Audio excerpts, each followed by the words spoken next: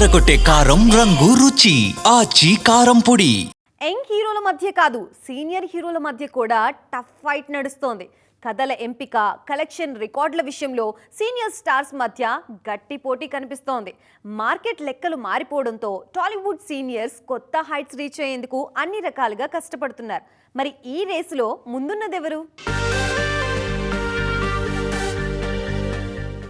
సంక్రాంతి బరిలో మనశంకర వరప్రసాద్ గారు సినిమాతో బ్లాక్ బస్టర్ హిట్ అందుకున్న చిరు ఆ సినిమాతో మరో రేర్ రికార్డ్ సెట్ చేశారు.